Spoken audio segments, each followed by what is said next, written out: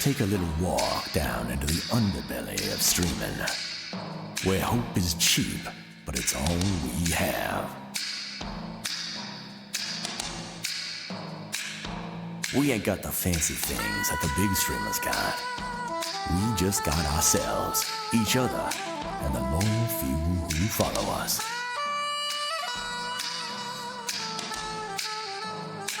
We all got dreams, but when will they come true? Sometime, baby. Sometime. Welcome to the Sometime Show.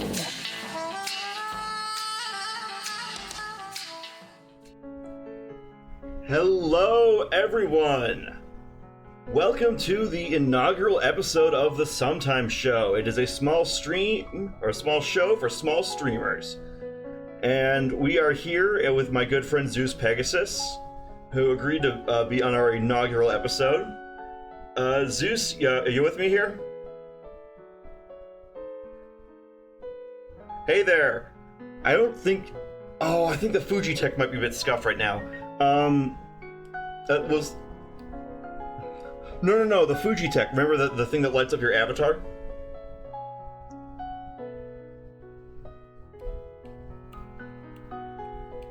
I wonder if it's because you muted your Discord mic. What if I mute... What if we mute our mics here and then reactivate them in Discord?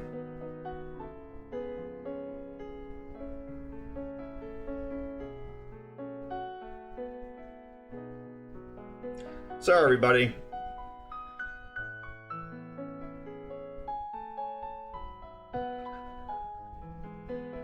Yep, just a second, everybody.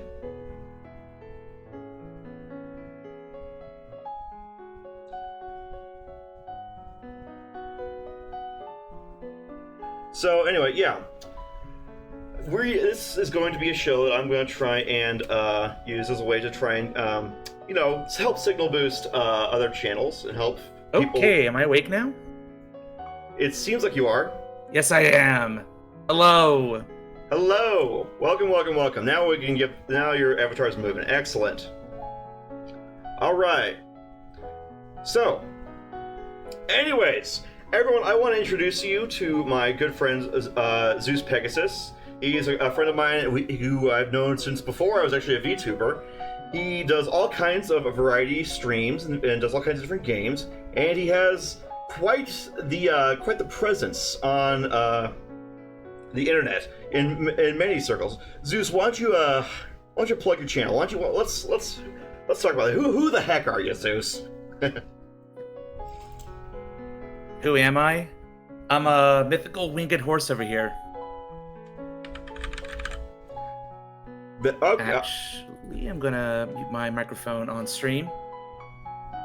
All right. So, the first thing I wanted to talk to you about today was what got you interested in streaming? What made Zeus Pegasus decide, I want to start being a VTuber. I want to start using a virtual avatar and talking to people and playing games while I do it. What motivated you to do that? Oh man, where to begin? I started streaming back in, I want to say 2019, pre-pandemic days. So I have to really go back in the archives to see what I first streamed. But I do think it was the Kingdom Hearts franchise that I just kind of started with. It was essentially an excuse for me to really dive through my gaming library in general, and streaming definitely was on the rise during that time. And being part of the furry community, I know a lot of my peers were in this circle, so I just wanted to essentially just feel more involved. Absolutely. Oh, I'm sorry. I'm hearing myself on stream. I have to mute.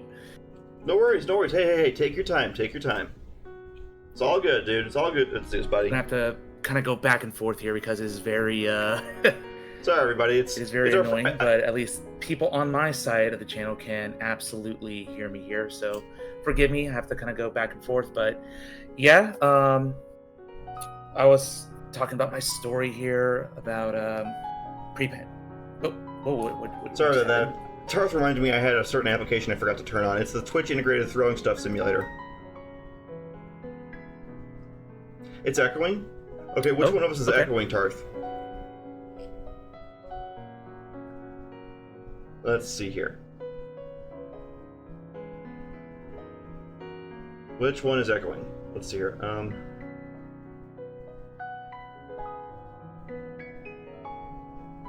I am so honored to be part of a technically difficult Tarth, you troll! You had both open. Well, of course. Well, I don't know what to say. Anyway, so Zeus. What? Ow! Thank you. Ow! Thank you, Tarth. Anyway, Zeus. So you decided you wanted to get through your gaming library and everything like that, right? So, what made you choose the Greek god of thunder and lightning? Send a bolt of lightning. That's all that jazz.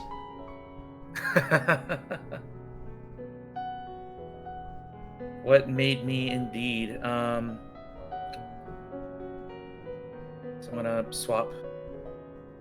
There we go. I just swapped a microphone and my stream here. So apologies again, because I'm not used to hearing myself at the same time. So, why Zeus? It really started back in my MMO days. I used to be a fervent Guild Wars player. Back in like I want to say late 2000s. Mm-hmm. And I had a good friend of mine that I've known since childhood, and he started a guild where we just kind of chose characters based off Greek god names, really. And back then I was known as Hunter of Hades. I think that was really sick. And I think it was like some sort of like protector of Poseidon and something of that sort. And eventually I just let that morph into my Xbox Live gamer tag, which for a while just became Zeus Assassin. And a lot of people thought I was a big God of War fan. But yeah, I can see why they would think that, yeah. Just going straight to the top, it just sounded really cool. Assassin's Creed kind of played into that mix as well. I like Assassins, I like the idea of Greek gods back in the day as well. So, but you didn't want to kill them, it was just a very healthy mix to really personify the Greek god of Zeus and let that evolve into eventually my Pony-sona / Fursona that you see now and today. So, yeah, I get you. Sorry, I didn't mean to cut you off there. I was making just a little quip here and there, but all right, that's cool. So you said the word Pony-sona, so I might understand that you're a brony or part of the brony fandom. Is that right?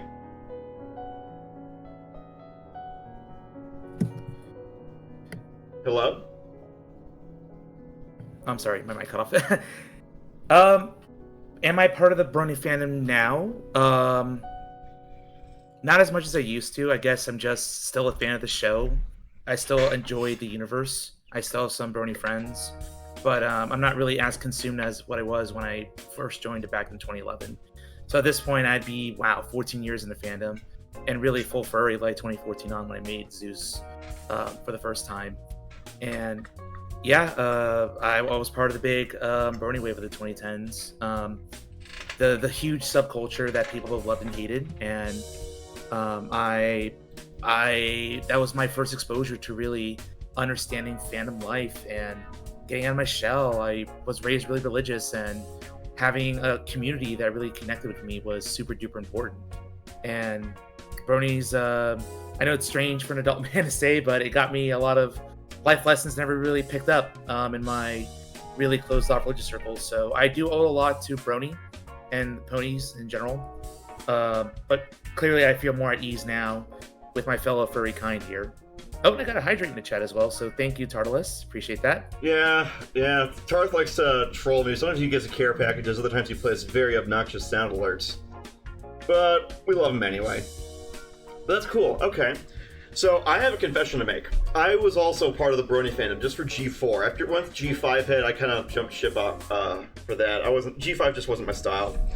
But yeah, I can totally understand what you mean by coming out of your shell, by having it's almost like it catalyzed your social development. Would you say that's fair to say?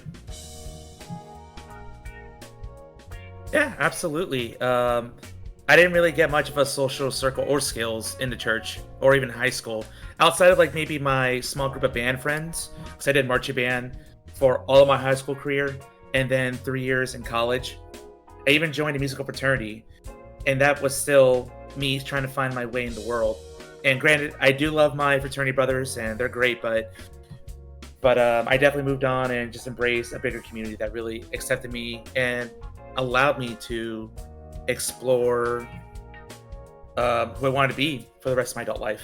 Wow, that's awesome. That's awesome. I remember when I was in college, the way I got into the fandom was I had a girlfriend near the end of high school, and she insisted that I watch G4 MLP. I'm like, oh, I don't want to watch that, because I was forced to watch the G1 stuff when my sister was watching it on rented videos back in the 90s. And so that was my understanding of MLP. And then when I started watching, I had to keep reminding myself, while looking at a note card saying, this is important to our girlfriend. Okay, just keep looking at this. This is important to my girlfriend. But eventually when I got to the part of like this first or second episode, I think it was the second episode, where Rarity says, tell me she's not, or no, Twilight goes, tell me she's not, and Rarity says, she is. I realized, oh, okay, this show might be more than just, people running around giggling, because Generation 3 and 3.5 absolutely were like that. But that's cool. That's cool. We don't talk about 3.5 in this household. Oh, God! No. Let's be frank. What have I done? You're right. We do not. Forbidden. Sinful. Get out of here. You're right. I need to be smoten for this. I need to be smoten. Okay. You're right. Okay. No more talk of you know what. Okay. Moving on. We'll move on. I have my notes right here for you. All right. Let's talk gaming. Let's talk gaming. What kinds of games do you like to play? I know I can't really play shooter games because the motion blur makes me sick to my stomach, and I sit too close to my monitor because I'm just a bag of nerves like that. So I always get motion sickness. But what do you play? What do you like to play, even when you're not streaming? Oh man, that is such a loaded question. But really? I'm gonna do my best to really go for some of the highlights here. Okay, go ahead. So let's see. Some of my favorite games to play are definitely some high-speed platformers. So I'm a big Sonic fan ever since my days on the Genesis. Oh no! It's a Sonic fan! What have we done? I'm messing with you. I'm messing with you, Zeus. I'm just messing with you, buddy. Nah, it's fine. It's just it's just trying to interject and then like switch between hearing the audio on stream and then the microphone. So apologies again to the chat. I'm doing my best over here. But as far as the rest of my gaming interests, action RPGs, courtesy of Kingdom Hearts, the FromSoft series, so all the Dark Souls games, Bloodborne, Elden Ring now is my big project that I've grown to love for sure. And I do like co-op games a lot, so I do dabble in a bit of Phasmophobia, Deep Rock Galactic, and more lately, GTFO, one of the hardest games I've ever played, period. I never even heard of that game. Are you telling me to leave? Okay, I'll get out. Okay, yeah, I'll get the fuck out. Don't worry, Chris. Bye. No, stay here, Zargram. See ya. Bye. No. I'm just messing with you. Okay, cool. So what is GTFO? I thought you were about to say GTA like online, but you said GTFO. I'm like, what the hell is that? I'm 32, so okay, I'm basically I'm almost a boomer. So you're gonna have to educate my stupid brain. Yeah, GTFO is a game that, at its core, it's a four-person cooperative game. And it takes place in this dystopian near future setting where you're fighting a whole bunch of infected underground And they come in various forms of like lickers and shooters and giants. And I don't know too much about the lore of this game, but what you got to know is the game really emphasizes the need to cooperate. You have to stealth correctly. You can't get into combat too often. You have to manage resources with your guns, resources with your tools. Okay. Even your own health is very limited. All right. And there's even places in the game where you get infected, and that like caps your max health. So there's so much stuff the game throws at you, but my goodness, it is one of the most rewarding experiences if you get the right team together, the right mentality, and just go for it. Cool. So how's it different than, say, 7 Days to Die? I have another streamer friend who likes to play that a whole lot. It sounds very similar to that. I don't think I've played 7 Days to Die. Well, no worries. No worries. I was never much for survival horror. Actually, come to think of it, I don't think I've ever played a survival horror game. I should probably fix that. Tarth, should I fix that? What do you think? Yeah, survival horror is another genre that I've gone into over the years. Jeez. I love the Resident Evil franchise, and I've gotten involved into the Silent Hill franchise too as well. Okay. And Alan Wake is a fantastic duology that I can't recommend enough. Oh, Serenity just posted. So they're saying 7 Days to Die is a survival crafting game. GTFO is a cooperative extraction shooter. I think. Okay. Cool. Cool. Well said, Serenity. Kudos right. to Chad Serenity. Okay. Well, let's focus back up on you, Zeus. So, what keeps you going? Because I know, as a streamer, it can be kind of hard. Some days I'm just feeling like, oh god, I just can't stream today. I'm just not feeling it. I'm just feeling absolute crap. What keeps you going when you're at your weakest? Like, what do you tell yourself? What do you do? I remind myself of where I come from, that no matter how bad things get, I could always be on that road where I was going, kind of stuck into a very cookie-cutter life. And thinking about all my friends I've met along the way, because I am a very social guy. I don't want to let them down. I want to make sure I'm there in their life as well, because you know me long enough, I sort of see people even online as family. So I know that feeling. I really do treasure relationships like that, and that's the first thing that comes to mind when I get stressed out or unmotivated, because life's too short, man. I don't want to be living a life of regret. I'm only 34, so I gotta really step it up, chase after my dreams.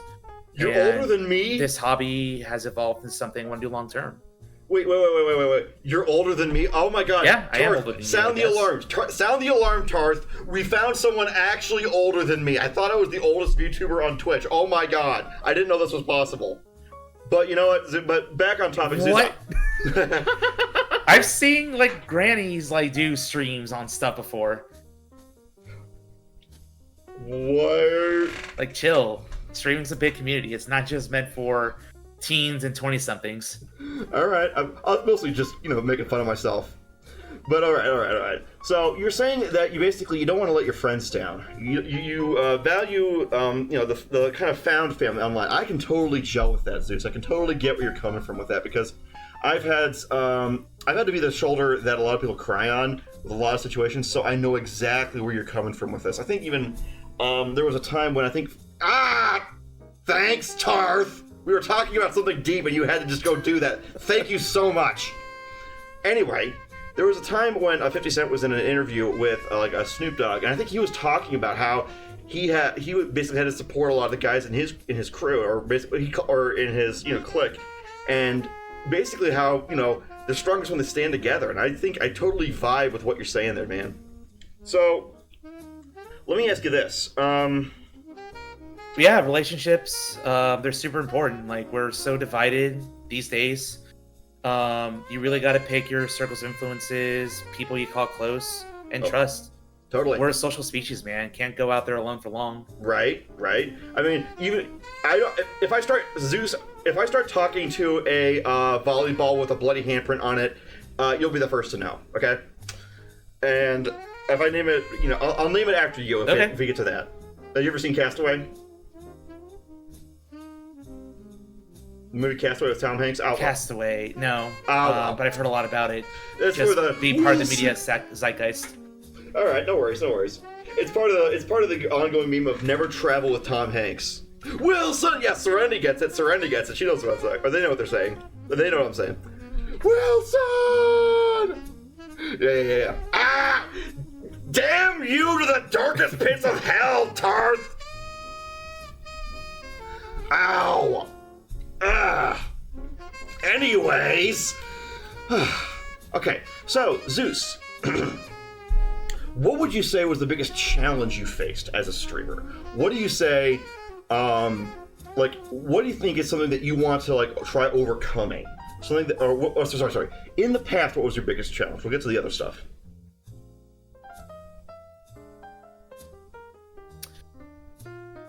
Biggest challenge of streaming.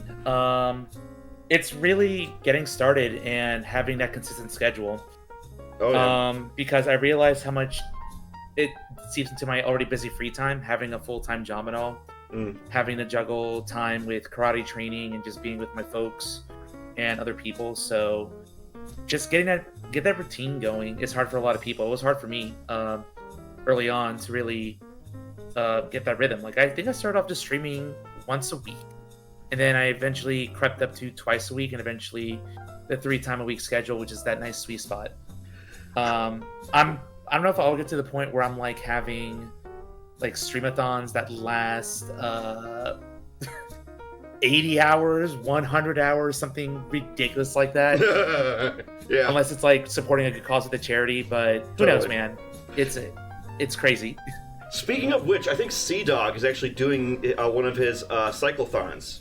He's cycling, I think, across Hokkaido, I think, this time. Man, that guy's a trooper. So, yeah, but I completely know what you're saying, man. Because, yeah, getting to that schedule and committing to it is so hard. This is, I've been wanting to do 3 streams a week for a while. It's like when you start working out for the first time. Yeah.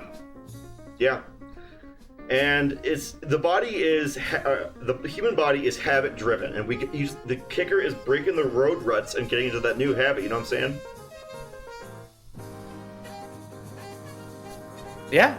100%. Habits take, I believe I read a study, 21 days? All right. Something like that. That makes sense to me, yeah. So, okay. Now, what is your goal for your channel going forward? Where do you want to be throughout the year? Or going forward, where do you want to do with your channel? I think it's easier to talk in long term than short term. Which is strange of me to say. But what I would like for this channel is I would like to be not only entertaining, but also kind of help open the minds of people that may have not really experienced different perspectives kind of bit by bit. And what I mean by that is when we talk about very narrative-driven stories and I tie in real-world consequences and ideas, it's good to really rein in what we try to learn in school, which is to critically think. So if I can just encourage people to really think and then learn to empathize and just be a positive force in the furry fan and beyond.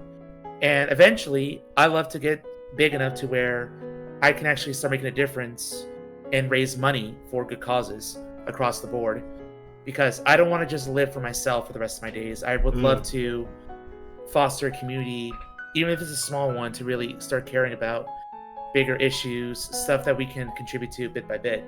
So totally, that may be me being preachy and a little bit naive, but it's a goal to have. Hey. I hope more people will join me on this journey. If it is preachy, preach on, brother. I'm totally with you there. Hey, and if you ever start running one of these charities, hey, give my phone a buzz, man. I'll try and show up and do what I can too, because I like the cut of that jib. I don't want to just be all. I don't want to live a life all about me, because that's just. I mean, have I met me? I'm me. I don't want to be stuck with me all the time. I'm stuck being me. Yeah. No, so I totally get what you're saying. I think I would want to do some charities too. That's really cool, though. That's really cool. I think, yeah, if you ever end up doing that, please ring me up, and I'd love to hop in with you on that one. Okay. Have you ever considered the shift from PNG tuber to a live 2D? Or to anything else? To another, like, have you ever thought about... Live 2D? Mm-hmm. I think full 3D is the way I want to go, man. Ooh, really? Cool. Tell us about that one. Yeah, I'm actually in a long queue with a great modeler known as Wolk_AD, and he does wonderful, wonderful models used in not only VTubing purposes, but for VR chat if I wanted to, animations, just it's very multifaceted. Totally. I think with my my models, I found them on I found Gildem Alien. By the way, I want to shout out this person. I want to shout out Gildem Alien because they got this tuxedo done like 2 hours before the stream was going to start.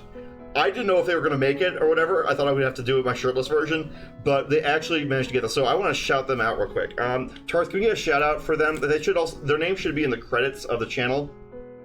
But they are a rock star to have cranked out this alternate outfit in like in a week or so. So if you can, please. Actually, here, I'll just do it because I don't know if Tarth might have walked away from his keyboard. It looks good on you, man. You are like very talk show host worthy. Oh, thanks. Thanks. The bow tie suits you very well. Thank you. But yeah, but Gildem Alien, I think this will work. Oh, maybe they're not on Twitch. Here, you know what? No, I am not going to allow them to be uncredited for this wonderful work they do. No. Someone will just have to shoot me dead if they want to stop me from this. I will get the stupid link out there. So help me. Hang a second, guys. I know this is breaking the pace, but Gildem... Well, good luck. Gildem worked so hard on doing this, and they have... Hey, no worries, man. I'm having a good time tonight. No worries. Okay, why did it send What about the chat? Are they having a good time? Hey, yeah, chat, how are you doing? You can't find them. Oh, hold on, okay, I am going to go to my actual I'm sure channel. you can ask me or you questions later. Oh, man, no. Okay, wait. Zeus, we have a side quest. I know this is supposed to be an ordinary talk show where we interview, but no, we now have a side quest. Are you with me with this? A side quest? Yes. Oh, okay. Yes, I know this is unusual, but I am not allowing this wonderful artist to go uncredited on stream. I am not going to say, oh, we'll get him later. No. They busted their ass for this. I am not allowing them to. Okay. Hang on, buddy. I am not leaving you in the lurch. How? How does they not show up anywhere? Serenity in the chat. VGen. Your mission. Should you choose to accept it? Absolutely, I do accept. I am going to credit the stupid artist, even if the FBI kicks down my door and says, you're not allowed to credit that artist, how dare you? I'll say, you can just try and stop me. No, where the hell did I put it? Okay. That's the spirit. I am going to post, since I can't find any other things for them, I'm going to post their VGen link. I do not know why. This is the... Oh, they do have a Twitch channel. Aha! Quest successful. Server not found? No! What the hell do you mean, server not found? Okay, no. You are not taking this away from me, internet. Even Tarth's being a little shit right now. He is not going to stop me from this. Boom. That is the link to the wonderful artist who has made my models and cranked out this tuxedo within a week. I know I just deviated the entire pace of the show, but damn it, I am not allowing anyone to stop me from crediting that artist. Go, if you need art, a VTube rig, whatever, commission them. They're great. They work for... We're good. How is the server not found for this? This baffles me. It glitched out for a second, don't worry about it. Yeah, it's not showing up their Twitch channel. That's weird. Well, okay, I got their VGen app. That's what they worked through, so we got them. Okay, justice restored.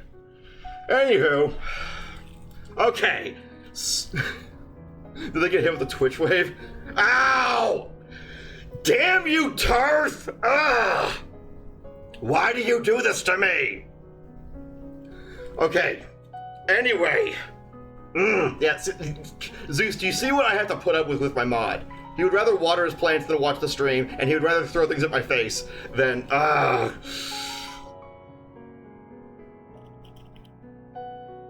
Oh. Tarth, I'm gonna kick I hear you. Also, I'm gonna try something a little different. Oh?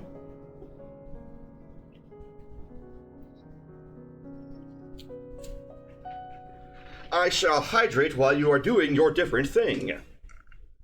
Got a big old water bottle right here.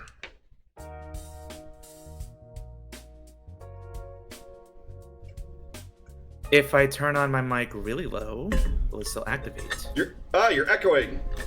No? It does. Too late, Tarth. I already hydrated. Haha! I foiled you, Tarth. Ha ha ha ha! What do you need? What do you need, Tarth? Or what do you need, Zeus? What's up, man? Not as much. Ow! Fine, I'll stretch. Okay, there. See, I stretched. Okay, jeez. Anyway,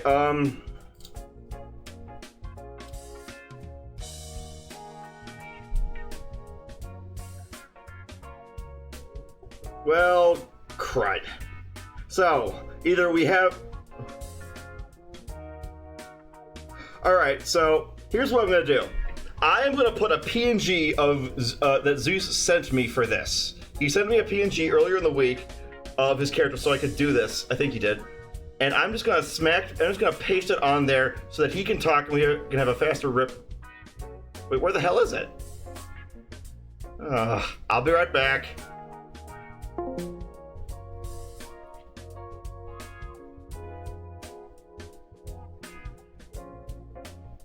One second. Where the hell is it?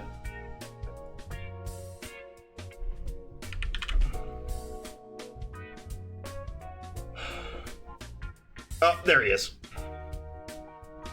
Boom. Boom. Okay. I'm back.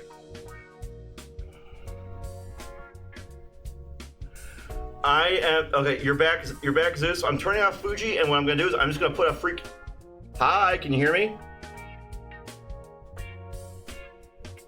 Hello? Oh no, did we lose Zeus? I can hear you. Okay, I got the picture, and I'm okay. I'm gonna put up the picture of. Yes, I can. I just said I did. Yep. That's right. All right. There we go. Boom. Ah. Okay. What? Zeus, I can hear you.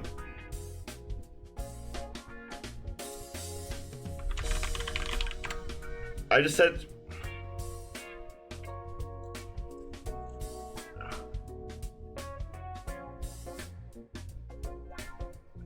Oh, you can't.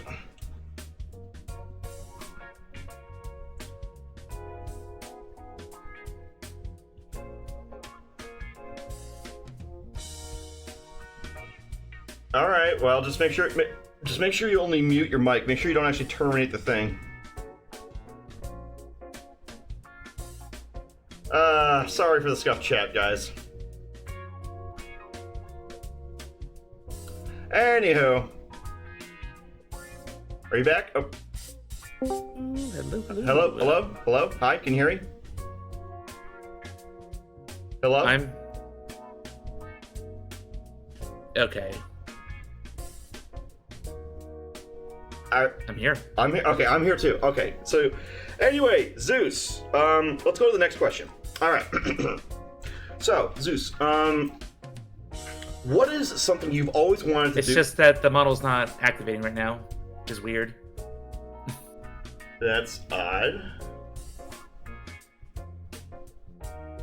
Ow! Tarth, why? Ow! Thank you, Tarth. Can you do a browser source? I wonder. It's working now. There we go. Anywho, so okay, let's get to the next question before Tarth throws more stuff at me. Yeah, that's something. Whatever. We'll just move on. Yeah. Anywho, Zeus. What is something you've always wanted to do as a streamer? What is a big thing you want to eventually do? Not just a charity thing. Like I said, that was your goal thing, but like if you wanted to do like a special event, would you specifically do like a cyclothon? Let's say it's in pursuant to one of your goals. But if you wanted to do a big type of thing on your channel, what would you want to do?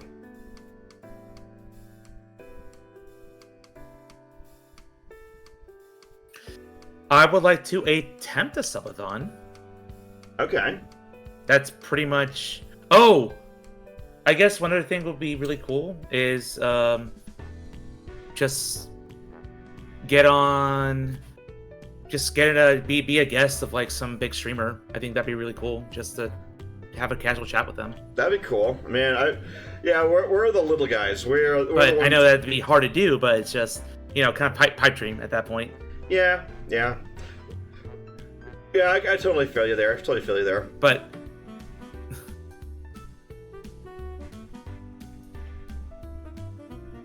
okay, well, do you have any kind of never mind. Oh, what's wrong? What's up? Hello? Oh, the delay is crazy. I think I'm delayed by like 4 or 5 seconds. I'm not sure why. What? That's odd.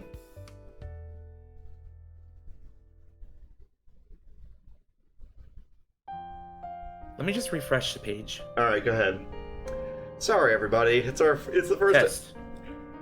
Test successful. Test successful. About 3 seconds. What is going on here? Oh my god.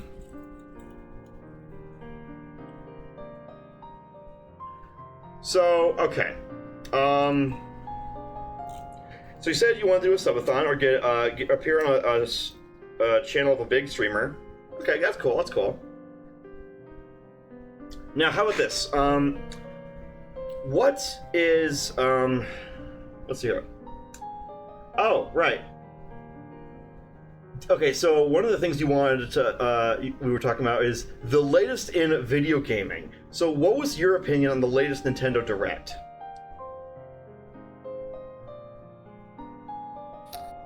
Oh man, this is opening up a big can of worms. Where to begin? I guess the first thing is understanding people's big worry about Nintendo setting some troubling trends about jacking up game prices and console prices to really drive out their usual base.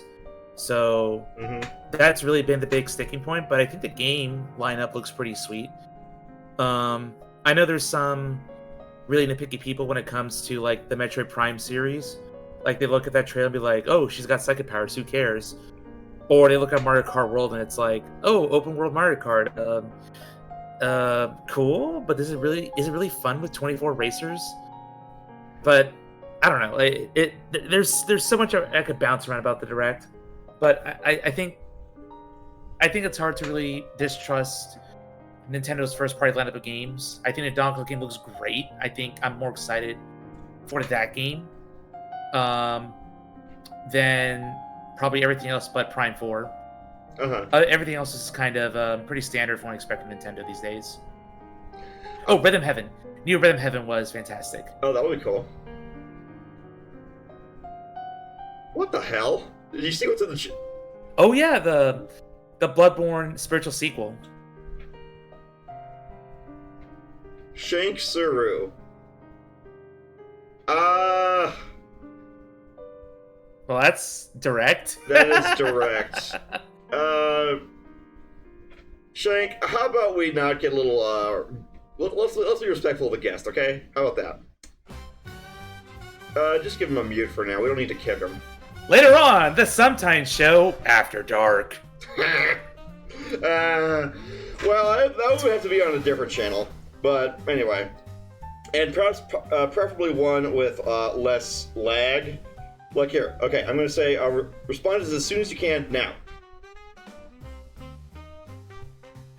Hi.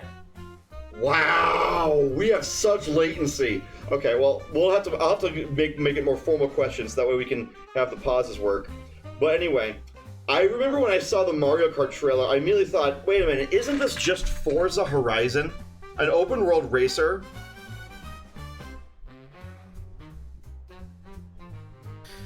Wait. I did get a bit of sense of that too, but that makes more sense with a realistic simulator versus just an arcadey kart racer. I think the biggest competition that we should be comparing Mario Kart World to would be Sonic Cross Worlds.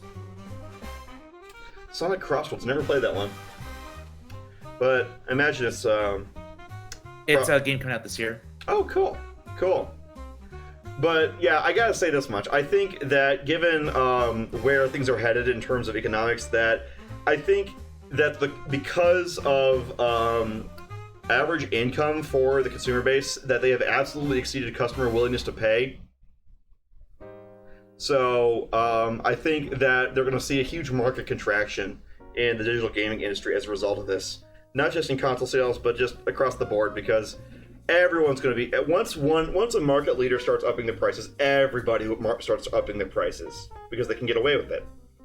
So yeah, that's really the biggest stigma against Nintendo, because they're definitely the giant of the industry, and there's very unfortunate to say very predatory game studios and publishers that are just going to follow suit. Oh, no kidding. Ubisoft, I'm worried about. EA Games, Activision is a shit hell. I don't know. It's just not good. Yeah, I think we'll just have to submerge the boat into the waters of indie gaming for like the next decade or so.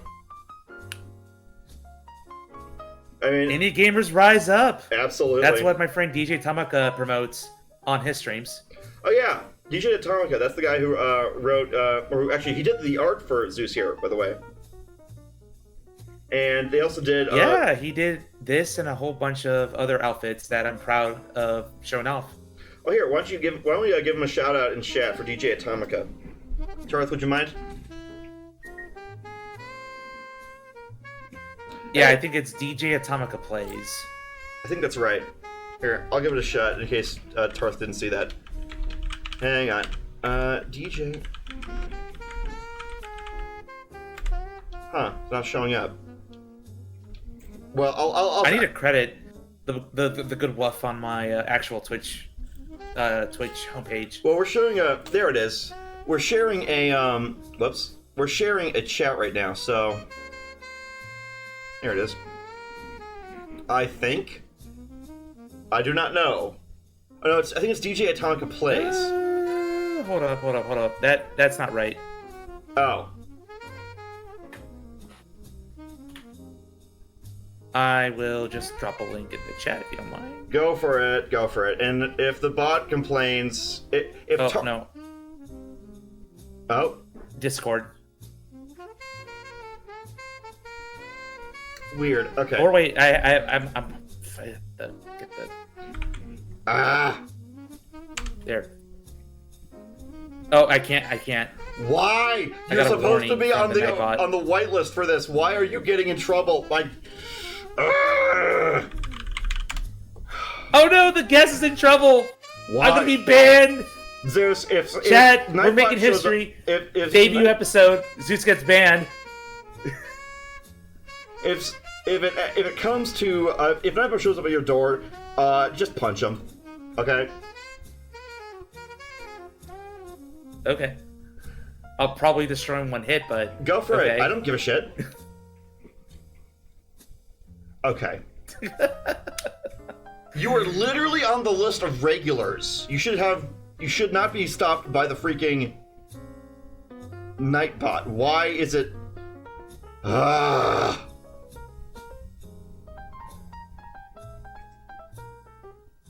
Oh, that's why, because the filter was on. Whatever. Anyway, there it is. Okay. Anyway, so let's get into some of the wackier questions. We were talking earlier about how you were a brony, so we're gonna play some of the more We're gonna play a little bit of a game about this. First question. All right. Here we go. We're gonna play Fuck, Marry, Kill. All right. Now, when it comes to thank you for following. Oh my gosh. Oh my gosh, what is going on screen right now? Someone followed me and I got punished for it. Anyway, in terms of Fuck, Marry, Kill, in terms of MLP, who are your answers for that?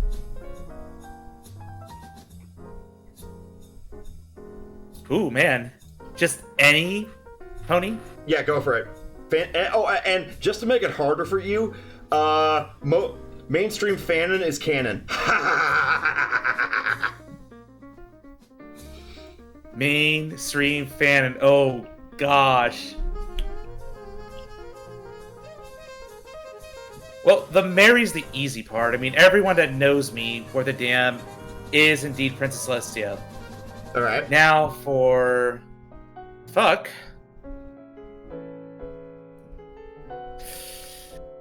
No, we're not going to Celestia. You stop right there, Tartalus. Tarth, I swear to God, I will tape you to a tree and leave you there.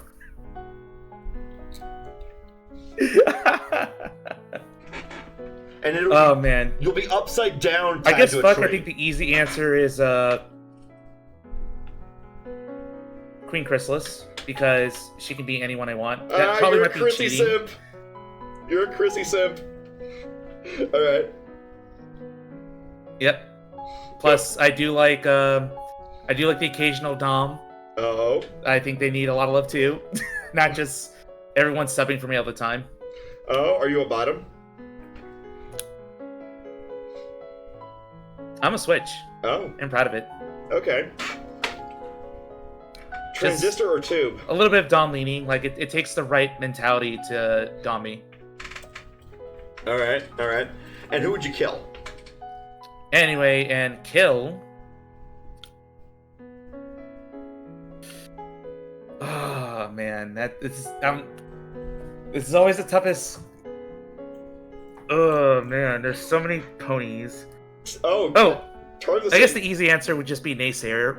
Ooh, wait. Oh, yeah, that guy. I remember him from that. Oh, yeah. The guy that was voiced by the guy who did Brain from Pinky and the Brain. Oh, that guy. Yeah, fuck that fascist-leaning asshole. Yeah, that guy can just... Yeah, that guy can die in a hole. Oh, man. Okay. So, you said you'd marry Celestia, so you're a sunbutt simp. Okay. So, does that mean that you would go to war for Celestia against the new Lunar 100% Republic? Confirmed. You'd go to war with the new Lunar Republic, is that right? Go to war? Yeah, if Sunbutt commands it. The Sunbutts if they dare disrupt order. Sunbutt has decreed... Oh, damn. This is gonna make me look bad.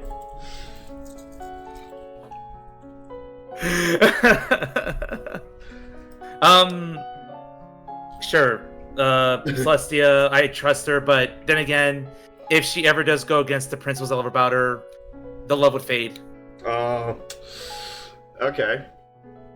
Alright. So, I'll say this. Okay. So... So, when it comes to MLP, which of the main six are you? All my friends said I was basically Twilight, because I would always freak out about stuff and I'd always be very bookish.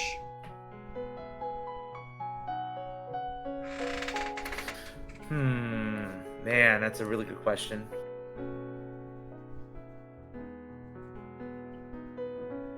Excuse me. I think on the exterior, a lot of people would associate Applejack because of my religious upbringing. So very family-centered, very, obedient to my parents, loving of them, thinking about kind of them and my mini family over like other units. But I had a little bit of a competitive side like Rainbow Dash, so I'm a little bit of Rainbow Dash there. And then yeah, I do carry bits of Twilight in me too, just being a little slow to make friends. But when I feel comfortable, then I do nerd out and I do share passions. And yeah, so it's really hard to nail me to one of the main six.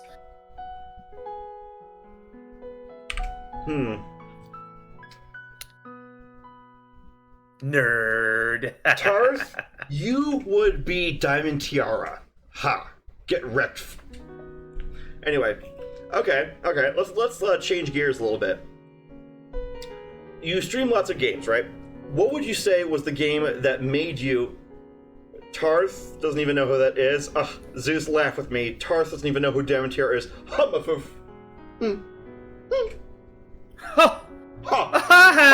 Blank, blank.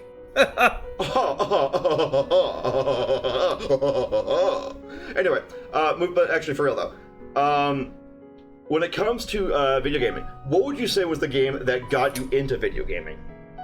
Not necessarily the first one that you played, but the one that actually got you sold on it. Man, the one that cemented the hobby.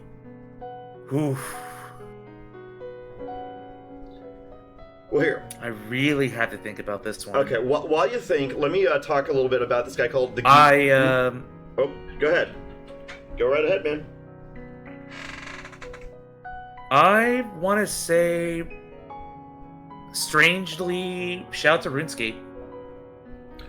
Wait, whoa, what?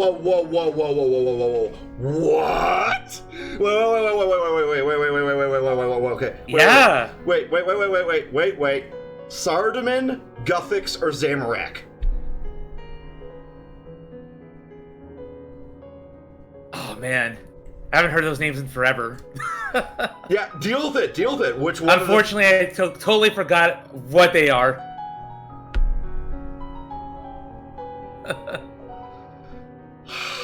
Lasai. No, okay, I'm kidding. But you played RuneScape, dude. That's cool. Actually, I used to play that a lot. I was playing it back in its RS2 days, and I made it all the way to like 105 or something like that.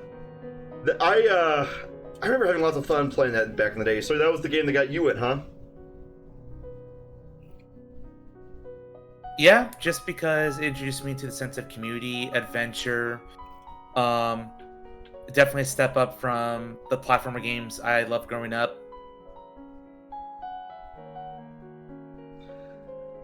All right. So Zeus, the highlight is that Zargan wore clothes today. Tarth, hush, or you'll be punished more. Anyway, okay. So when you were playing RuneScape, what do you remember anything about playing RuneScape? First off. Yeah, I remember the frustration in the PvP zones and how long it took me to get rune armor and all the shenanigans I could do when I became a member for the first time. Oh yeah, that transition can be so very, very jolting because all of a sudden you have a gazillion things you can do and it can be so overwhelming. I know exactly what that feels like. All right. So I remember. Yep, I remember the grind. Oh doing a lot of God! mining, fishing. Yeah, I remember that. Yeah, it's cutting wood, archery. I think Tarth. Too much to list. I think Tarth scared away all the other chatters again. He does that. But okay, so. Oh, well. Well. I'm glad they showed up and supported us. So am I. Oh, Yuri endured Tarth's shenanigans. Thank you, Yuri. Okay, so not everyone got scared away by Tarth. Okay. Anyway, but yeah, I remember. Yuri. Hey, Yuri. I remember when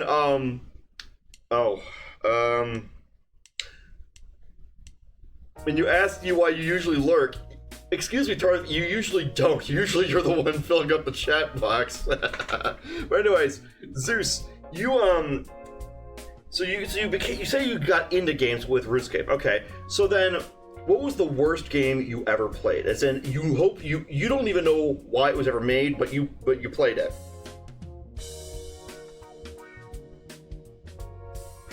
Oh man, another deep thunk question.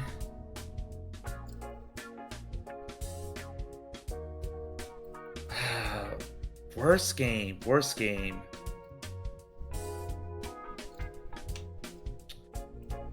I want to shout out. This is a deep cut, Sargram. Oh. But man, in my PS1 days, I was not a fan, even as a kid, this really obscure game known as Rascal. Wait a minute. Have I heard of that already? I think I have heard of that. Hang on, I'm googling that. Hang on. Hey, Rascal PS1. Yes, they know my pain in the chat. They know my freaking pain. What the hell is this? What is this Commander Keen looking guy? I'm gonna download this image and put it up on stream. It's so bad. I'm downloading this image. It looks like Mighty Max, except crappy. Did you ever watch Mighty Max in the 90s? I did not. Hang on, I'm adding this stupid thing because chat needs to see what this guy he looks like Mighty Max or Commander Keen put together. Look at that. It was a knockoff Commander Keen. Yeah, that's totally 90s, bro. Extreme, yeah, chop, bro. Sup, bro, chicka, bro, yeah, bro. Chop, bro, chop. Yeah, they gave him the backwards cap and everything. Oh, man. Of course, when people go back and play these games, they're like, oh, God, Crash Bandicoot is the Dark Souls of platformers. It's so hard. Me. Like, oh, dude, get a life. I beat Donkey Kong Country 2 with a broken graphics card on my Super Nintendo. Okay, the whole thing was glitching out. People whining about the platformer being extremely hard. Go play Super Meat Boy or something. Earthworm Jim 3D. Go play Echo the Dolphin or the freaking Genesis Disney games. You know, it's funny that you mention a Disney game. Okay. Believe it or not, my first game was actually the Jungle Book for the SNES, which I'm pretty sure was just a graphics swap of the Lion King game. It was made by Virgin, like the British company Virgin. Ah, the Lion King game. Yeah, but... Played that a lot as a kid. Snaps back, Noah Arc 3D. I'm not sure... Hold on, I'm Googling that now too. What is this? What is this new devilry?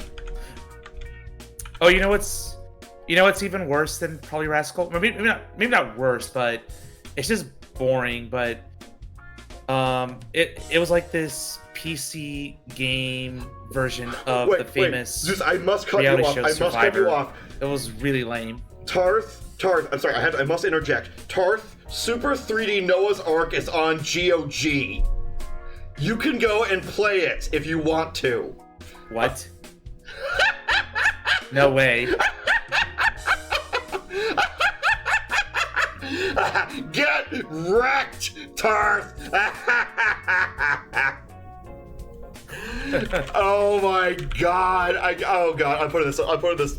You guys gotta see this terrifying expression he has on this. Like, dudes, you're gonna get a kick out of this crap. Oh my god! Here. Fucking Christian Doom knockoff? I'm sorry. Oh my what? gosh! What? It's a. Oh! Now I know the game. Wait. Are you telling me this is a Doom clone? It was called like You're telling Captain me Bible and the Dome of Darkness. You're telling me that the freaking Bible has a Doom clone?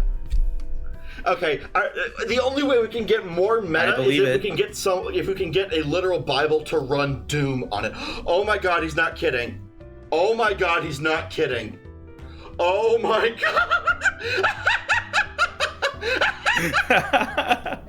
Oh my god!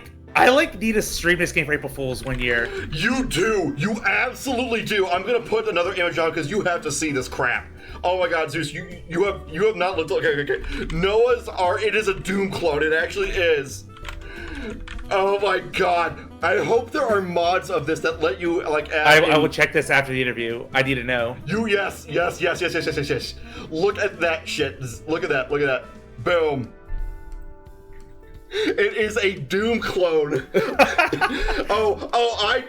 Please, please, please let this game have all the animals and all the cute little stuff collapse into bloody gore just like Doom or Wolfenstein or whatever. Please, please, please. Oh my god. Wow. This is just... I bet there's some Christians out there that would see this game and be like, this is totally fine. You're doing God's will. Totally fine. You put them to sleep? What is this, the Pokemon? Okay, Nuzlocke, Noah's Ark, or Super Noah's Ark 3D. When do we get a Nuzlocke of this then? Oh my god, Dude, we have to get someone to mod Doom with this same asset pack so that when you shoot all the cute animals and all the cute stuff, you're like, "Ugh!" and it blows away like a demon in Doom. This is insane. Yeah, that'll be great. Biblically accurate. I mean, guys, chat, look at it. Okay, just take a look at this freaking image here. And just imagine Doom music playing while you're laughing. Just imagine the Dooms are like the only thing they fear. Look for is... big rigs. Oh my god, it's on GOG. Oh my god. Oh my god. That's so funny. Oh my god. Okay. Oh, a game. Another game example. Okay. Okay. Anyway. You okay? Can you breathe No, after this nonsense that was I'm fucking the dying. knockoff Doom clone? This is just so stupid and just so dumb. Why? Oh my god. Okay.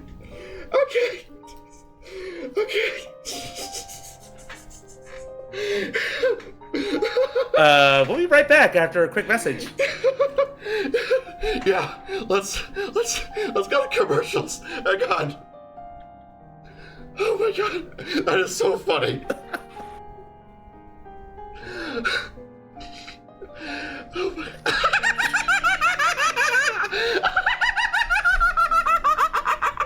Oh my god, it gets better. It gets better. How does it get better? How does it get better? That's from freaking Game Grumps, isn't it? It's turning into that, buddy. It's turning into that because you know what? The fandom happened. Look at that image, my man. Yes. We need speed runs at this game. Absolute everything. Oh we my need a god. remake. I'm fucking coughing into my lung up over here. This is so funny. Oh my god. Oh god. Okay. All right. Okay. So Zeus, what's your favorite type of cookware? Well, that's a good clash of tone, but let me see. Cookware. I'm just fucking with you, Zeus. I'm just fucking with you. I don't know, a frying pan, because you can use it as a weapon. Sure, why not? I'd pick a pot. I'd pick a big soup pot. Yes, And use it as a Princess helmet. And I'd basically cosplay as Donald from Fire Emblem, and be a literal pothead. Oh my god. Guys, Nice. we need to do a playthrough of a Super 3D Noah's Ark. If they can get a Doom, and we'll blast Doom music while we play it. Yes, we must. We That must. will be so funny. Oh my god, okay. Why do we gotta change gears? Okay. Whew. That sounds good to me. So it sounds like you like a little bit of anime, huh? Looks like you like Beastars, huh?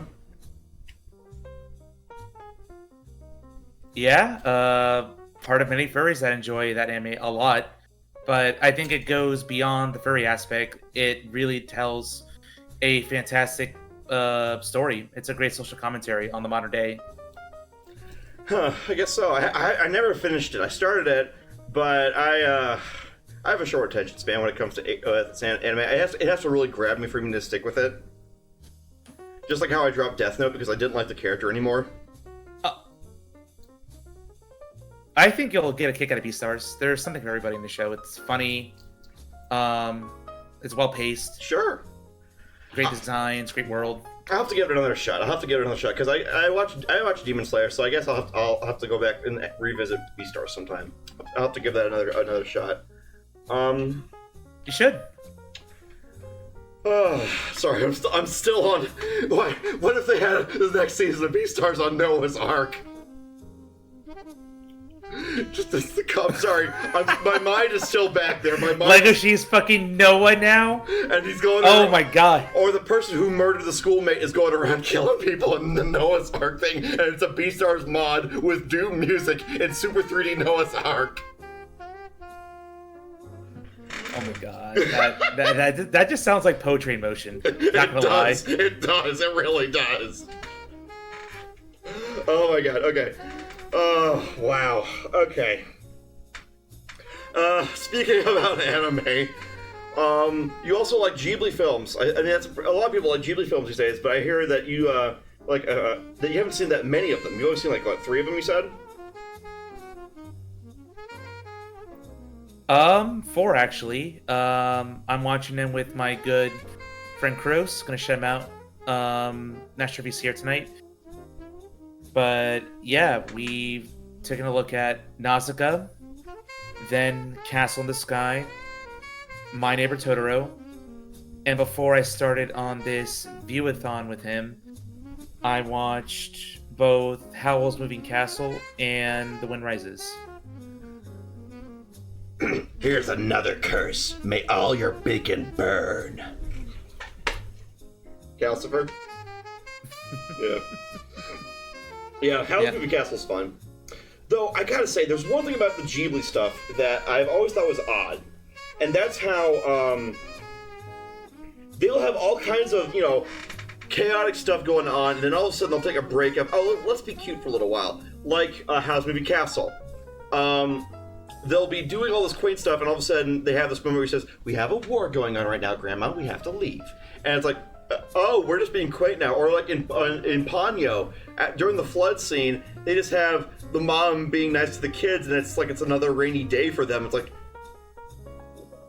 this feels like, it almost feels like total whiplash when this happens to me. But I don't know. Do you ever see that happening, or do you just? I don't know. I don't know. Maybe it's just me. Maybe I'm just crazy. In the first 3 films, I'm not sure if I noticed whiplash. All right. Maybe Nausicaa comes the closest, but it's pretty grim throughout. Yeah. And then Castle in the Sky is very goofy. It's like, it has a cartoonish villain. It's got freaking sky pirates. Oh man, you just reminded me of FF12. Really hard to let the gravity situation sink in. The gravity situation, I like it. So, okay, I have a question. What is your favorite anime, and what is your least favorite anime? Favorite anime? I think right now that goes to JoJo Bizarre Adventures. Okay. Which season? Ooh, I really like Stardust Crusaders, but something about the 5th season, Golden Wind, was really appealing. Okay. I got it. Between you and me, I only started the first. Oh, and of course, season 6, part 6. Part 6. Because a lot of it takes place in Florida, so I thought it was really cool to see an anime version of Florida in action, which was hilarious. Oh gosh, Florida. Hey, that is one heckish place to interact with, huh? Oh man, you always hear all kinds of stories about that place. It sure is. Yeah. Florida Man is a well-warranted urban legend. Oh, I sent you something on Discord. Let me know if you got it. Yeah? Alright. I mean, yeah, that is such an interesting thing. But apparently I found out when it comes to Florida, that it's not that Florida is actually extra crazy. It's, that they actually have way better policies about sharing all investigations and all court proceedings. So all these things, these crazy things that happen on the streets, that happen actually in many places, they're all published, which is why we always hear about it. So that is definitely an interesting thing, but I never thought that. But it really goes to it really gets into the idea of how perspective is really an important thing of things, and how the way we perceive the world around us is really affected both by what we're presented, what we accept, and what we can truly understand. You know what I'm saying?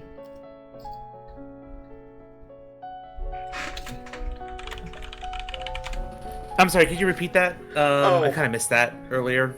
I was just saying how, perspective... Okay, I was saying how basically our understanding of a situation is entirely dependent on our ability to perceive it. If we are presented... There's like perception biases. There's all the biases we can have, and there's all those things that can interfere with how we perceive a situation. Right, that's true. That's a psychological phenomena. Yeah, but it makes me wonder. It makes me wonder about how different are the different. Wait. Let me back up.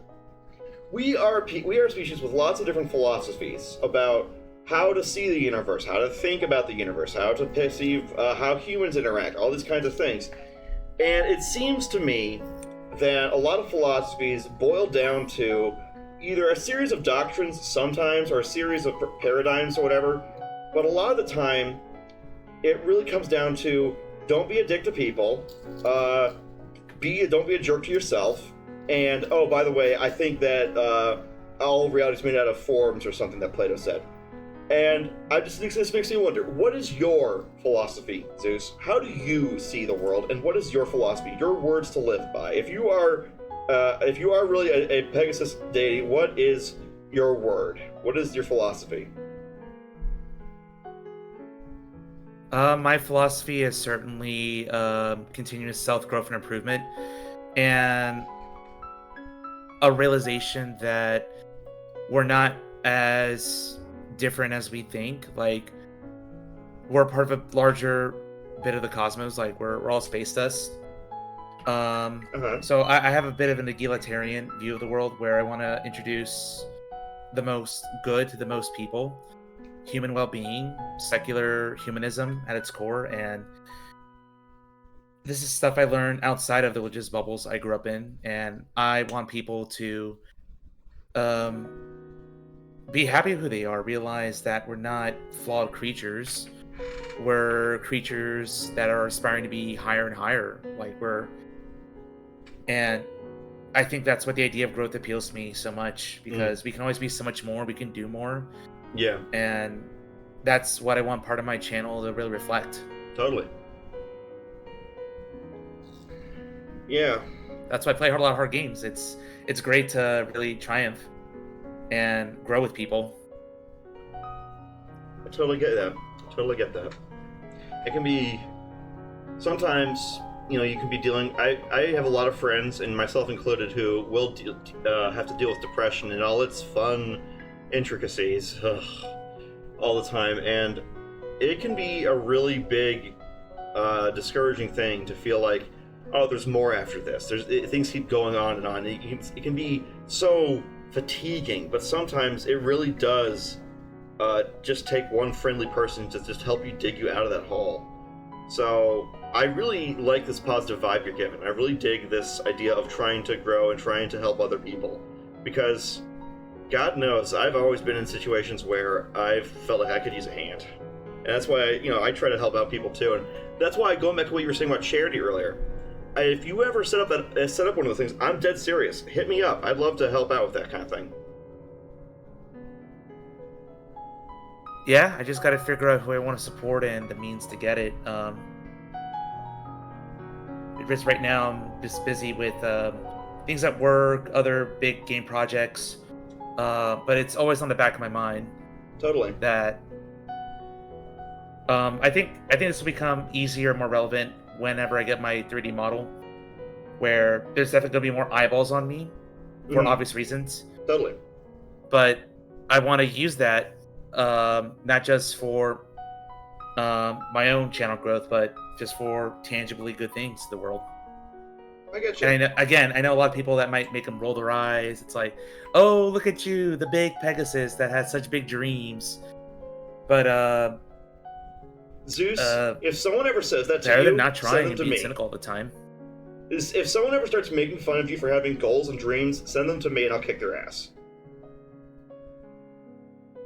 Thanks, man. Don't let them get you down, man. I hope you become a giant, as big as you want to be. I hope you get all the viewers, all the subscribers, and do not let people that voice, whatever voice in your head was telling you, oh, people might make fun of you for having don't let people get you down on that, buddy. Don't let people get you down on that. I actually respect the hell that you want to keep going on this. I love that. That's so great for you. Yeah, it's been crazy. I've been just casually streaming for about 5+ years now, with really no intention of slowing down.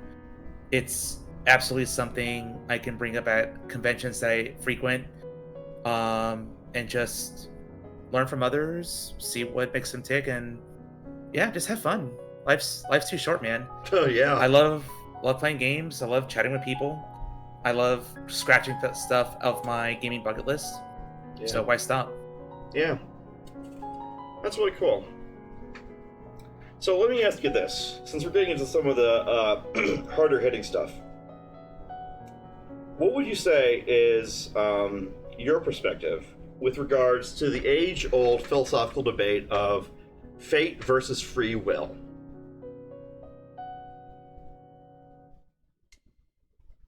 Fate versus free will. Yeah. I think that's kind of a false dichotomy. Okay. I am very much a determinist. Okay. So I don't think there's this grand agency or mind that really allows free will or puts things in motion. That sort of thing is just mainly good fuel for fantastical stories. Okay. So you say you're deterministic. So you're saying that basically that. Well, actually, okay. Well, actually, no, I don't want to put words in your mouth. What do you mean when you say you're deterministic? I believe everyone's a product of things that really aren't part of their control. Like, we're all products of our environment, where we grew up in, the habitat. There's like very little agency that we have, but I know there's problems with that viewpoint, but I think it's simply a fair observation of reality. It doesn't put stock into figuring out the extent of free will. Mm-hmm.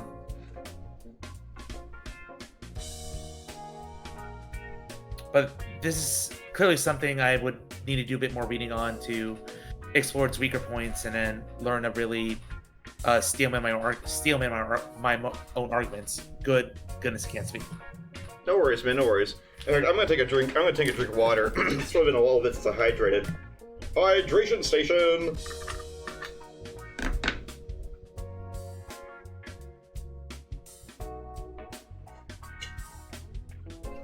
Okay. So, why don't we lighten things up just a little bit? Because talking about fate versus free will, or if there even is such of either of them, is a bit heavy. So let me ask you this: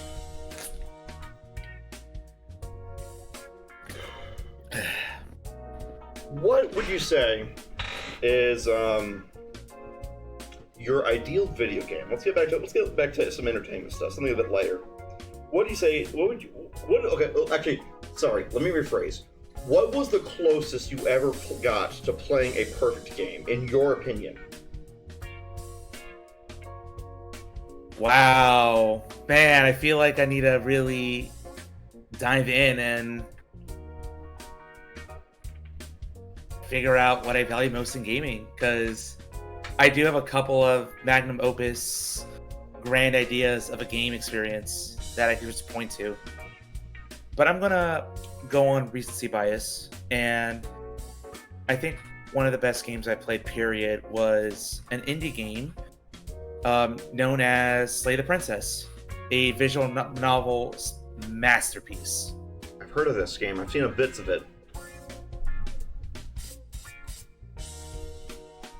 Yeah, I think when it comes to visual novels, the amount of choices that you have, the endings that you pick, variations, the dialogue, the philosophy, the very human nature. It's a very human experience of a game, and not many games can really capture that, especially when it comes to a medium as restricted as visual novels, but it really maximizes its potential there. So seems nothing but high praises there. Like, it's so good that I really want to incorporate some messaging and other things into a future wedding ceremony or big moments in my life, because it does speak volumes to me. Wow. Okay, man, I should check out this game sometime. So, let me ask you this. And another game, Oh, go ahead. I know it's a little strange. Well, maybe not too strange, but Persona 5 really opened my eyes to JRPG potential. Okay. And more social commentary that I agree with. All right. And it's just fun. It's fun to replay. It's great characters. With any RPG, you need the characters to really carry it with the world they got to play around in. And in a setting as overused as modern Tokyo, the way they creatively mix in fantasy elements with exploring people's hearts, I think that was really cool. And I want to see more of that. I think there are aspects to reality that we should explore more of the human psyche. It's human psyche, huh? Okay, interesting. You know, I think there's a game you might want to try sometime. It's a vintage game. It came out in the 90s. I don't know if you've played it before. Actually, I might have watched you play it. Yeah, you were playing I Have No Mouth and I Must Scream the other day, weren't you? Hit me. Never mind. I think you have played that is a point-and-click adventure that I've heard about. Oh, you haven't played it? Well, you might. I haven't played it, but I've heard a lot of good things about it, and it's in my library right now. You might enjoy it, because if you like some of these powerful, emotionally moving type of games, I think you would enjoy that. So, okay. Let's talk about... I just like good stories, period. I mean, hey, who doesn't? Well, people who like Twilight, but anyway, that's a whole other thing. Yeah. Zing! Yeah. But let me ask you this. Okay. So, if we're talking about Slay the Princess, I know a few things about it. I know some of the basic things about it. I read a few things about it online as well. If you're faced with a trolley dilemma, the classic trolley dilemma, what is your solution? And viewers, if you don't know what the trolley dilemma is, I'll put up a picture of it online, or on the screen. The idea being that you are in a position to either save a lot of people or save one person, and usually the follow-up is people say, "Oh, well, then I'll just save all the people." But the idea being is that you have a mutually exclusive choice. Either you save one person or you save lots of people. But what if, and a lot of people tend to add a modifier on this to make the the one person somehow socially more valuable. Like say they're a baby instead of 5 adults that you could save versus 1 baby you could save. So I'm sure Zeus is familiar with this dilemma. Oh yeah, it's a very classic dilemma. Oh yeah, and since you're into philosophy, I'm sure you've what? Grab it. Yeah, just put it right there. So Zeus, what is your answer to the trolley dilemma?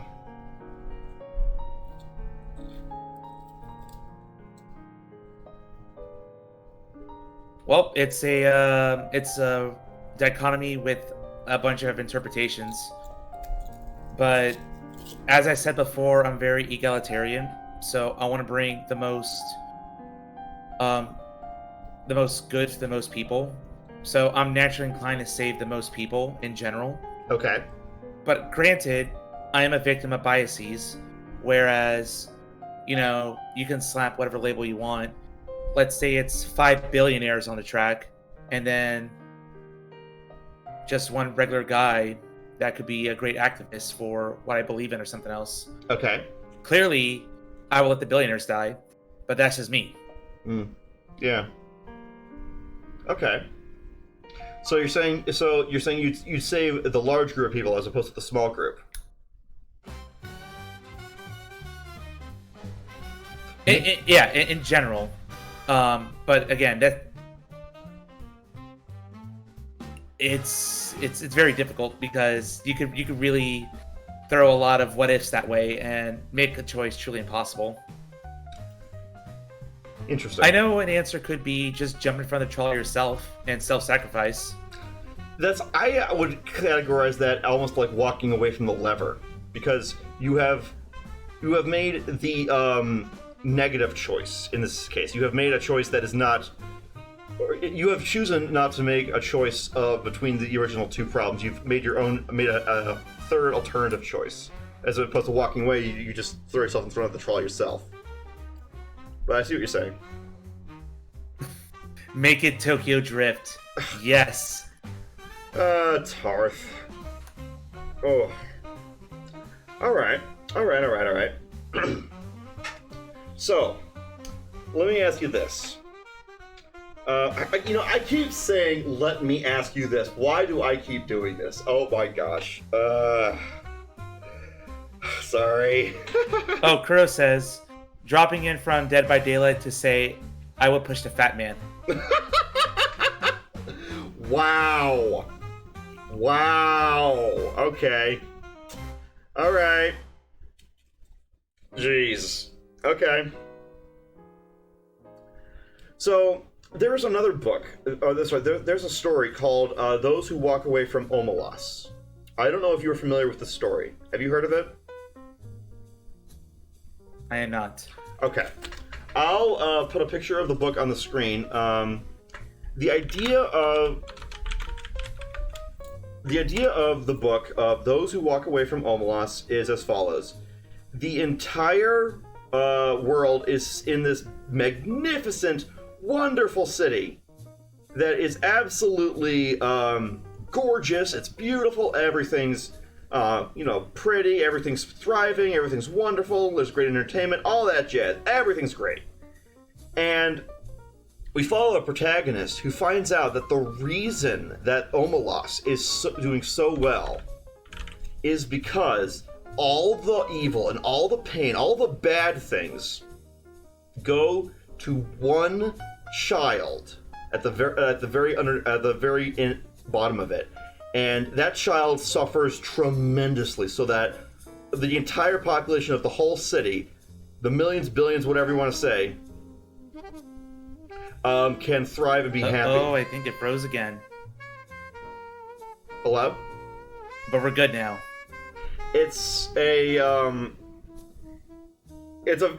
The idea being that one person suffers catastrophically so that the many can thrive and be happy and healthy. It's almost like the antithesis to the save the many problem of what happens if what the other person suffers so greatly. So because you said you try to save the many in the trolley dilemma, let me ask you this: with those who walk away from Omelas, the story is that if you see the child and you acknowledge its existence and you learn the truth of Omelas, you will be you can either continue to live in Omelas knowing that all your splendor and luxury is at the horrible, horrible cost of that child's suffering, or you walk away from Omelas and you decide you do not want to be part of that anymore. So, how does this impact you, given what you were saying about the trolley? Well, I'm going to equate this to...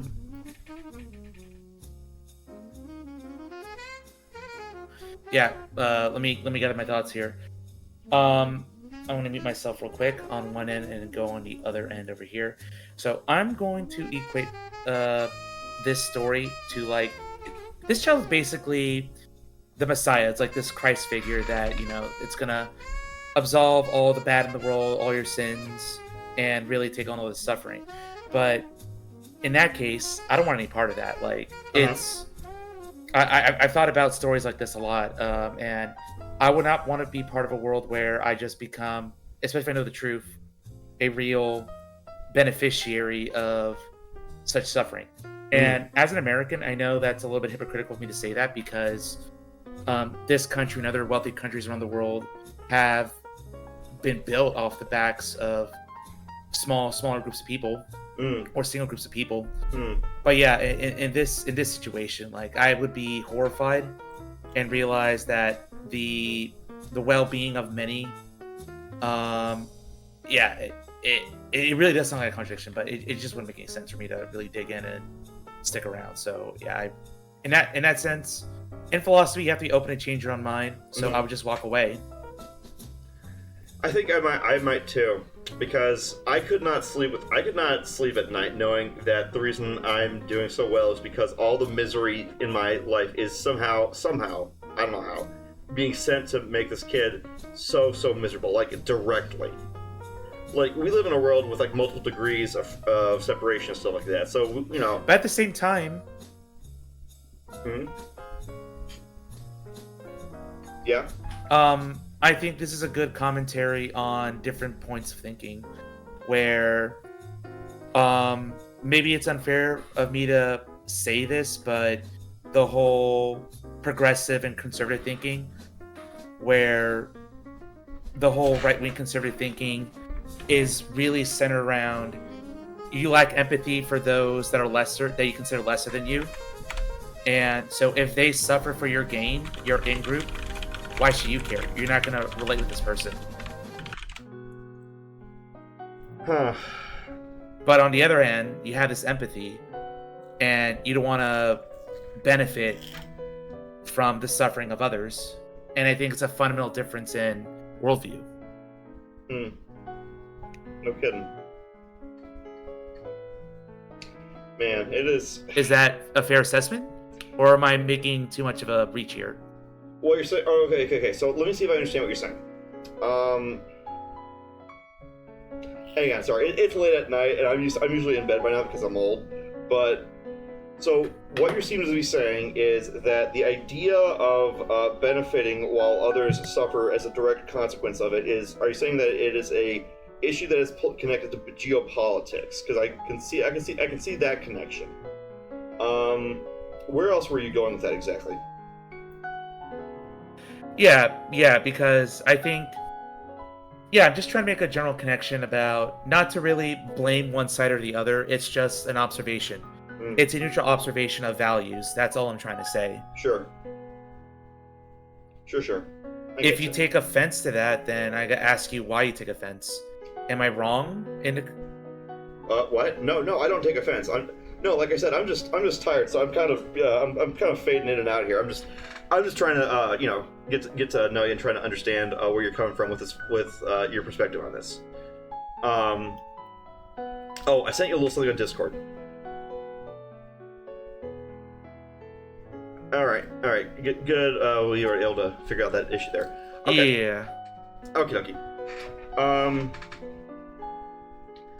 So let me ask you this then. I'm good. I'm chill. All right. I'm getting tired myself. Yeah. It's been a long week. It has, and we've got to be going for like two hours by now. But let me ask. So, okay, do you want to keep talking for the rest of the show, or do you want to do a little bit of trivia?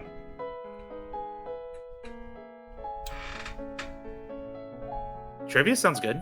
All right. Let me go and pick some up. Oh, I know what I'll do. Random MLP trivia. How about this? All right. Oh yes, let's see how much Barbroni I still am. Oh, some of this stuff is too easy. Some of this is way too easy. Well, hit me. Okay, let me try to give you a hard one.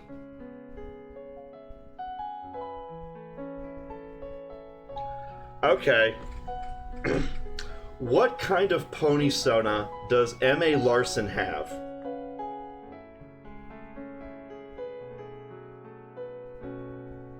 Whoa, okay, now we're going away from the showverse just to really talk about writers.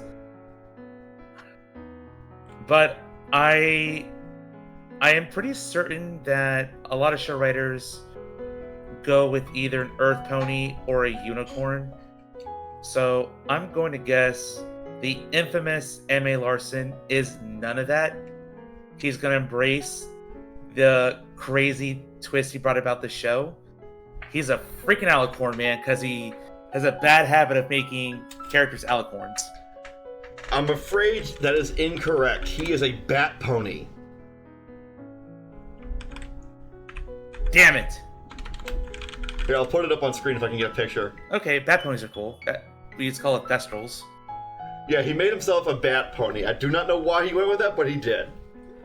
Alright, I won't get you on screen. Okay, so next question. How about this?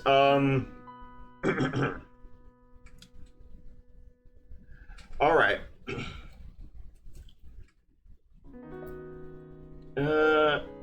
Ooh. Okay, here's one. This is a good one. What colors are the book Twilight is reading at the beginning of the show?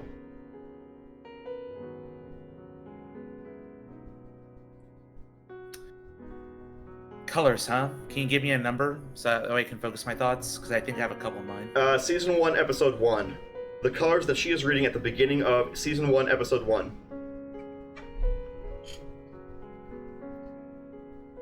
I want to say it's a brown and gold book with like red jewels in it. It's brown and gold. You got it. Alright.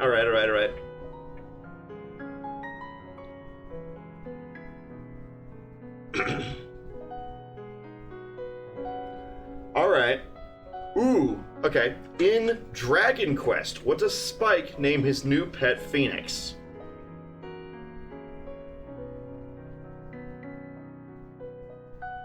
Wow. This is season 2. We're talking about an episode I probably haven't watched or rewatched since like 2012.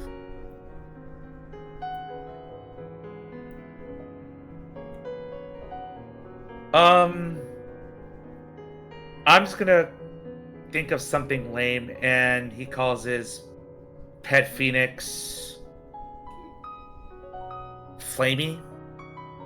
Incorrect. It was Pee-wee.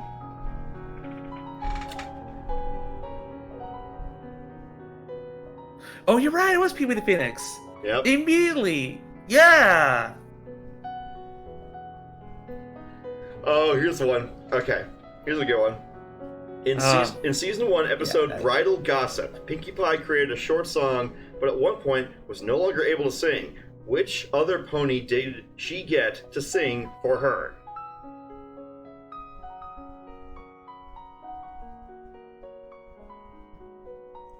In Bridal Gossip.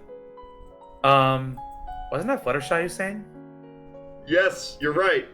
It was that whole, she's an evil enchantress and she does evil dances, and if you look deep in her eyes, she'll put you in trances. And what will she do? Yeah, because Poison Joke. She'll mix she was up too shy for group. the main stage, so... Yeah. Alright, let's see if we can get another one. Nah, that one's too easy. Well, okay, I'll hit you with one. Who saved Canterlot High from Twilight in Friendship Games?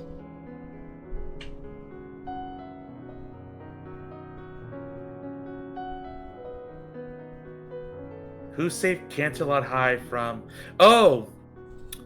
That's. I'm trying to remember that form that Sunset Shimmer has. Yep, that's it. I just can't remember off the top of my head. You got it. It's Sunset Shimmer. Ooh, this is a good one. Okay, this is a good one. Yeah, Which character has only... But there's like this special like form that she takes on. But whatever. Not important. Okay, here's one that technically could be misleading, but I'm gonna adjust it a little bit. Which of the main 6 has only one symbol for a cutie mark?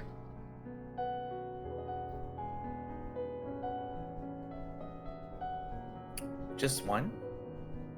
Mm-hmm.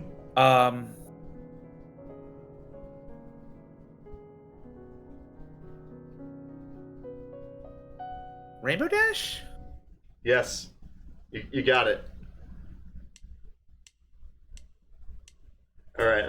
Let's see if we can get another. Yeah, because it was a little tricky. I know that Twilight has like 5 sparks or 6 sparks, and the rest have like 3 symbols. Oh my god, this one's hard. Oh, this was a hard one. Okay.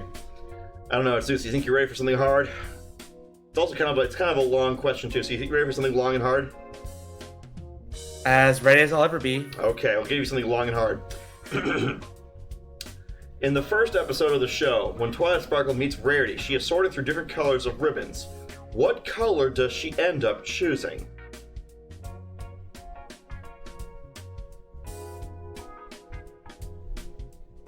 Oh wow. I just recently saw this episode with Serenity. But remembering the colors, I think she gave Twilight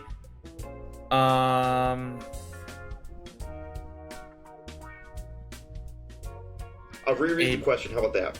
light blue bow, I want to say? I'm afraid not. In the first episode of the show, when Twilight Sparkle meets Rarity, she is sorted through different colors of ribbons. What color does she end up choosing? She chooses the red one. Some of these are like way too easy, but some of these are actually pretty... Oh, red, okay. Just like the streak in her mane. Wow! This is a tricky one. Okay, here's another one. In the episode Dragon Shy, how many games of tic-tac-toe does Pinkie Pie win against Rarity?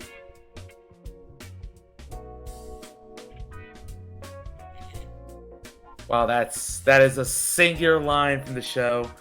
It's probably some crazy high number. So I'm gonna guess 383. You got the 3 correct. It was 35, because Rarity says that's 35 times in a row. Best of 71. But yeah, that's a really hard one. Let's give you an average one now. What is Princess Cadence's cutie mark?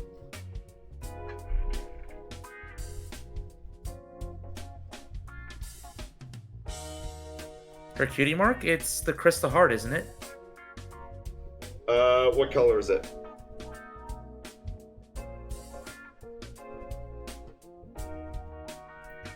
Crystal heart is like a light greenish color. I meant the one on her.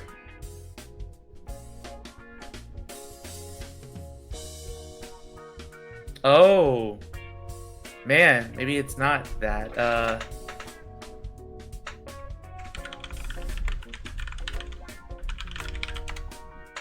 Wow, okay. Cadence, how dare you be so forgettable? Is it purple? It's actually more of a blue, but you were close. It was kind of greenish. Here's the thing. It's kind of tealish, bluish. If you look it up on Google Images, you'll see that it's actually like some pictures have it be blue, some have it be more closer to teal. So that's supposed to be an average one. My God, that's hard. Okay. But that's what I was saying, teal earlier, like light green. Oh, I thought you said light. Okay, sorry. You said greenish, so I thought, or light greenish. So I thought, okay, I didn't know you meant teal when you said light greenish. Okay, sorry. All right.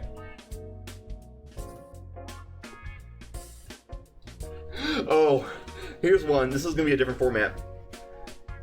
Do you remember what each of the different reflexes of Pinkie Pie's pinky sense refer to, or how many of them can you name?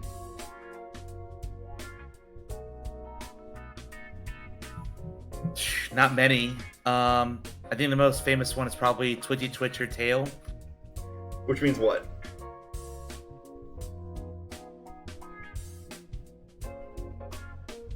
Something's about to fall, Yep. I believe. Yep, you got it. Alright, let's... Okay. Let me ask you this.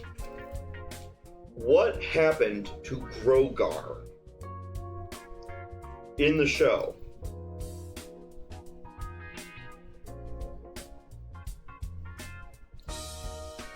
Oh, this is season 9.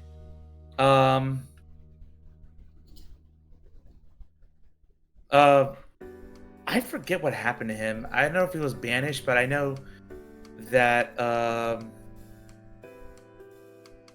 Discord like took his form. You're right. I was wondering if you were going to get that, because in the original one, yeah, in that's why I said in the show. In the show, Discord was pretending to be Grogar because Discord was discording.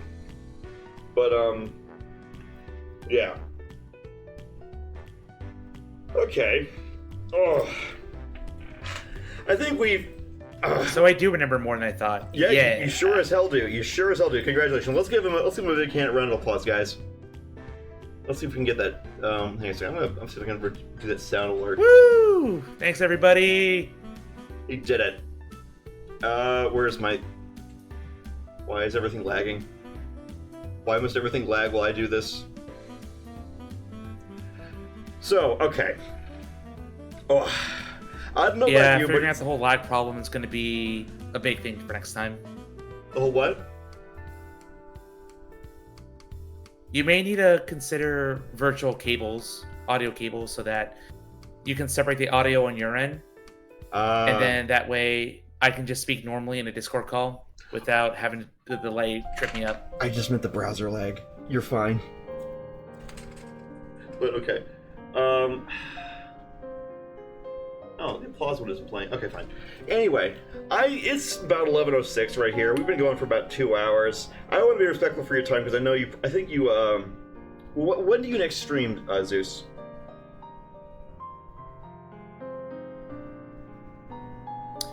All right, so some plugs. So my streaming schedule falls on 3 days. So my next stream will be this Friday for Elden Ring. Okay. And that will go on at 8:30 p.m. EDT. All right. Sunday nights at 7 p.m. EDT will be my usual Ace Attorney Investigation 2 dub streams, where I dub the entire visual novel game with me and 6 other friends. That's so cool. And then on Tuesday nights, around 8:30 p.m. EDT as well, I will be going ahead with more Okami. My first time with Okami HD. Nice.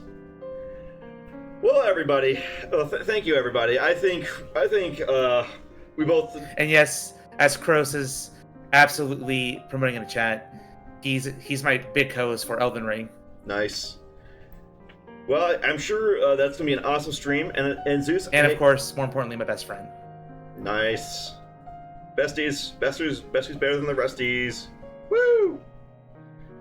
Anywho, it's getting pretty late, and I want to thank you so much for coming on to the inaugural episode of the Sometime Show, Zeus. I think we had a good rapport together, and thank you that you're willing to put up with all the technological scuff and my own noobishness to being a talk show host. But I want to thank you so much for your time. I want to thank Zeus's chat for coming on. And hey man, we all gotta start somewhere. Thank you for having me on. No problem, dude. No problem. So, we're coming to the end of the stream, everybody. The question becomes this. How do raids work when you have a combined stream? Zeus, do you have anyone you might suggest we could raid, perhaps? I think you just put the command in chat, Well, and you just do it. No, I mean just to take the whole combined chat and dump them somewhere is what I really meant. But okay, so do you have someone you would like us to raid, Zeus? I do think so. Like, we end our collab stream. Okie dokie. So, alright. Let's see. Ooh, Split Fiction? Let me look him up. Split Fiction. Let's see who to raid. No. I have someone. Okay. Violet Void is a friend I know IRL, and they're very wonderful. So Here, send me the thing so I can put it into the raid channel command. Okay. Control C. Paste it. they're doing some Rip the Necro Dancer. Oh, that looks good. That looks fun. I should play that sometime. All right, guys. I'm going to wrap it up here, and I want to say you have all been a wonderful audience, and Zeus, you've been a wonderful guest. And we're about to start rating Violet Void. Thank you. All right, guys, let's get the raid started.